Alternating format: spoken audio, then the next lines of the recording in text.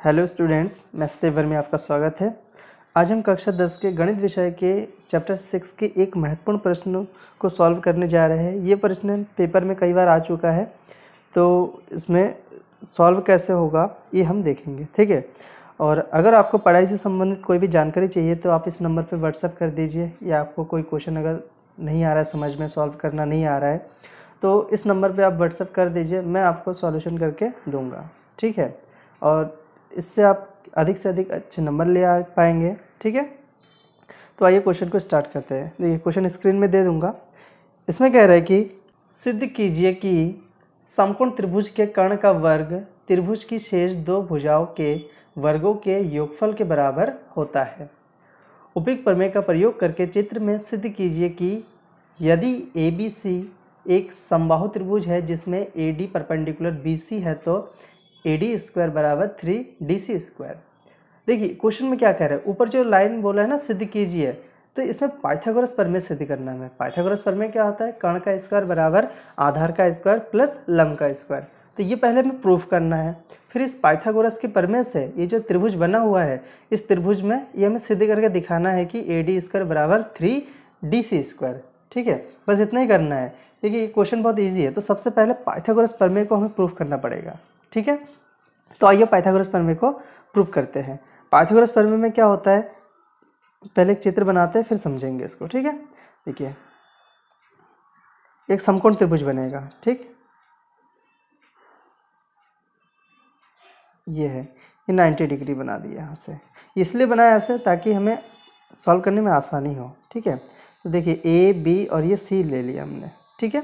समकोण त्रिभुज है। अब हम क्या करेंगे, यहाँ से परपेंडिकुलर ड्रॉ करेंगे यहाँ से, ठीक है। इस पॉइंट को हम क्या मानेंगे, D मानेंगे, और ये परपेंडिकुलर है, लंबवत है, तो ये 90 का कोण बन जाएगा। अब हमें सिद्ध ये करना है, पहले लिख लूँ, सिद्ध करना है। सिद्ध हमें करना है कर्ण का स्क्वायर यानी AC का स्क्वायर बराबर आधार का स्क्वायर AB स्क्वायर प्लस लंब का स्क्वायर यानी BC का स्क्वायर। ये हमें सिद्ध करना है। ये पाइथागोरस प्रमेय है, ठीक है। तो देखिए इसको अब सॉल्व करने के लिए हमें इसको दो त्रिभुजों में तोड़ना पड़ेगा। जैसे कि त्रिभुज ABC, ये तो बड़ा एक त्रिभुज है, तो इसमें हमने परपेंडिकुलर ड्रॉ किया तो इसमें और एक त्रिभुज मिल गया है। एक तो मिला त्रिभुज ADB मिला है, और एक त्रिभुज BDC मिला है। दो त्रिभुज मिल गया ना यहाँ पे, ठीक है। अब इसी की हेल्प से हम सॉल्व करेंगे। तो सबसे पहले देखिए हमें यहाँ से स्टार्ट कर लेते हैं। अब यहाँ पे हमें इन दो त्रिभुज को, त्रिभुज ADB तथा त्रिभुज ABC, ये जो दो त्रिभुज है इसको हमें समरूप दिखाना पड़ेगा, ठीक है। समरूप दिखाने के बाद हम आगे स्टेप करेंगे, क्योंकि पाइथागोरस प्रमेय प्रूफ कर रहे हैं अभी हम, ठीक है। तो एक तो हम त्रिभुज ADB यानी ADB ये वाला त्रिभुज देखिए, इस त्रिभुज के ले रहे हैं, और एक पूरा बड़ा वाला त्रिभुज ABC पूरा, समझ में आ गया ना। अब इसको हम ना समरूप दिखाएंगे। पहले एक तो थ्योरम ये होता है, एक थ्योरम भी है, थ्योरम की मदद से भी आप लोग कर सकते हैं। थ्योरम ये होता है, आप लोग NCERT किताब में देख लेना, प्रमेय संख्या 6.7 में होगा शायद ये।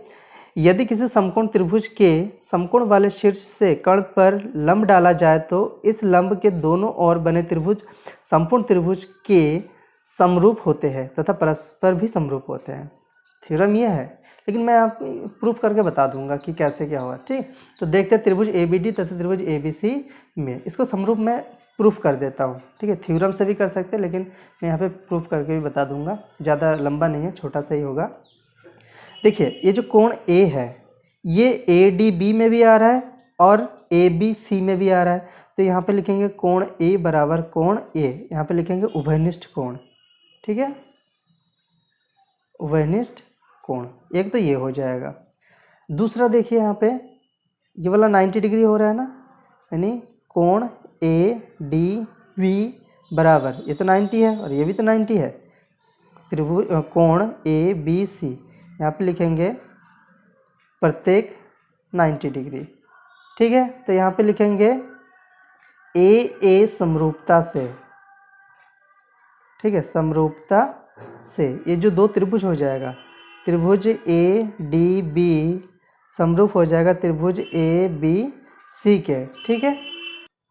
तो देखिए यहाँ पे दोनों त्रिभुज को हमने समरूप सिद्ध कर दिया है। अब यहाँ पे एक नियम होता है कि जो त्रिभुज समरूप होते हैं उनके संगत भुजाओं का अनुपात भी बराबर होता है। ठीक है, तो यही कॉन्सेप्ट इस त्रिभुज में लगाएंगे। ठीक है, तो देखिए इसमें जो छोटे वाले त्रिभुज का आधार क्या है, AD है, और बड़े वाले त्रिभुज का आधार क्या है, AB है। तो इनका आधार का अनुपात पहले निकाल लेते हैं, यानी AD/AB। ठीक है, ये तो हो गया। अब छोटे वाले त्रिभुज का कर्ण क्या है, AB है, और बड़े वाले त्रिभुज का कर्ण क्या है, AC है। यानी देखिए फर्स्ट कॉन्सेप्ट में हमने क्या लगाया है, फर्स्ट कॉन्सेप्ट में हमने आधार, इस तरफ आधार लिया है और दूसरी तरफ कर्ण लिया है। कॉन्सेप्ट को समझिएगा, ठीक है, यही मेन चीज़ है। आधार और कर्ण लेके सॉल्व कर रहे हैं, यहाँ पे कॉन्सेप्ट ये है। तिरछी गुणा कर दीजिए इसमें, AB मिलके क्या हो जाएगा, AB का स्क्वायर हो जाएगा, इसका कर देंगे तो AD इंटू AC हो जाएगा। इसको समीकरण 1 मान लीजिए। कॉन्सेप्ट को क्लियर करते हुए चलिए। ठीक है, अभी हमने क्या किया था, त्रिभुज ADB और त्रिभुज ABC, यानी ये छोटे वाले त्रिभुज। अब हम क्या करेंगे, त्रिभुज दूसरे वाले त्रिभुज को ले लेंगे, त्रिभुज BDC और ABC। यहाँ पे लिखेंगे त्रिभुज BDC तथा त्रिभुज ABC में सेम कॉन्सेप्ट लेके चल रहे हैं। पहले हमने देखो ये बड़ा वाला त्रिभुज था, यहाँ से परपेंडिकुलर डाला तो दो त्रिभुज में विभक्त हो गया ये। तो हमने क्या किया था, एक ADB ये छोटा वाला त्रिभुज लिया था और एक बड़ा वाला त्रिभुज लिया था। तो ये वाला त्रिभुज तो हो गया। अब क्या करेंगे, BDC इधर वाला त्रिभुज यानी राइट वाला त्रिभुज और बड़ा वाला त्रिभुज, फिर से इन दोनों को क्या करेंगे, हम समरूप प्रूफ करेंगे। ठीक है, तो समरूप के लिए देखिए ये जो कोण C है, एक तो ये हो जाएगा और ये 90 डिग्री का हो जाएगा। ठीक है, तो यहाँ पे लिख देंगे कोण C बराबर कोण C, यहाँ पे लिखेंगे उभयनिष्ठ कोण। ठीक है, उभयनिष्ठ कोण, एक तो ये हो जाएगा इसमें। ठीक है, दूसरा परपेंडिकुलर वाला 90 डिग्री वाला, यहाँ पे लिखेंगे कोण BDC बराबर कोण ABC, कोण ABC यहाँ पे लिखेंगे प्रत्येक 90 डिग्री। ठीक है, यहाँ तक। अब हम इसमें फिर से भुजाओं का अनुपात वाला, जैसे यहाँ पे लगा था ना आधार और कर्ण लेके किया था, वैसे भुजाओं का अनुपात वाला अब इस त्रिभुज में हमें लगाना है। ठीक है, आई होप समझ में आ रहा होगा। तो देखिए यहाँ पे जब हम करेंगे तो इसमें भुजाओं का अनुपात लेते हैं इसमें भी। तो देखिए इसमें आधार और कर्ण का था, लेकिन अब जो लेंगे उसमें लंब और कर्ण का रिलेशन बनेगा। अब देखिए कैसे बनेगा, ये थोड़ा मेन चीज़ है समझना। देखिए यहाँ पे ये जो छोटा त्रिभुज दिख रहा है, इसका लंब क्या है, यहाँ पे लंब, यहाँ पे CD लेंगे, ये लंब, ये आधार और ये कर्ण हो जाएगा। ठीक है, तो लंब यहाँ पे लेंगे CD, ये तो छोटे वाले त्रिभुज का लंब हो गया। ये बड़े वाले त्रिभुज का लंब क्या होगा, BC होगा। क्यों BC होगा, देखिए बड़े वाले त्रिभुज के लिए कर्ण ये है, आधार ये वाला है और लंब ये वाला है। ठीक है, इसलिए यहाँ पे क्या हो जाएगा, BC। अब कर्ण की बात हो रही है, छोटे वाले त्रिभुज का कर्ण क्या है, BC है ना यहाँ पे, और बड़े वाले त्रिभुज का कर्ण क्या है, AC है। ठीक है, इसको ध्यान रखिएगा। अब तिरछी गुणा कर देते हैं यहाँ पे, देखिए BC मिलके BC का स्क्वायर हो जाएगा, BC का स्क्वायर, और इन दोनों को सॉल्व करेंगे तो CD इंटू AC हो जाएगा। ये समीकरण 2 हो जाएगा। अगर हम समीकरण 1 और 2 को जोड़ देते हैं, यहाँ पे लिखेंगे समीकरण 1 व 2 को जोड़ने पर,